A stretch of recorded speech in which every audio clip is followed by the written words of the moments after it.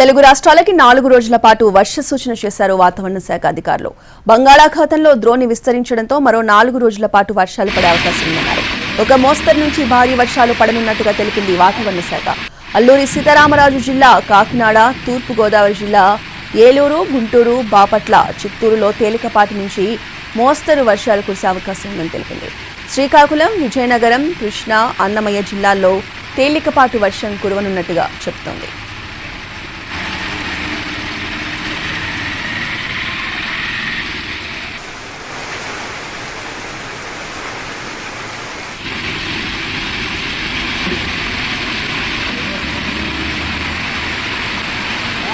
మరోవైపు తెలంగాణలోనూ 4 రోజుల పాటు వర్షాలు కురవనున్నట్టు వాతావరణ శాఖ హెచ్చరించింది.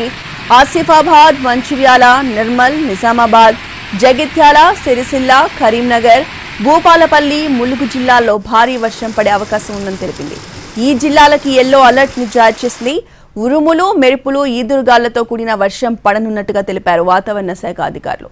మరోవైపు ఇప్పటికే రాష్ట్ర వ్యాప్తంగా పలు జిల్లాల్లో విస్తారంగా వర్షాలు పడుతున్నాయి. నిన్న భాగ్యనగరంలోనూ భారీ వర్షం కురిసింది.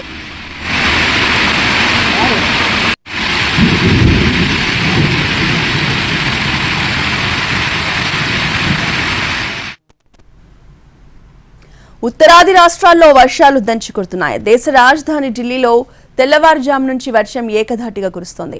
రోడ్లన్నీ కూడా జలమయమయ్యాయి. వాహనదారులు తీవ్రంగా ఇబ్బందులు పడుతున్నారు.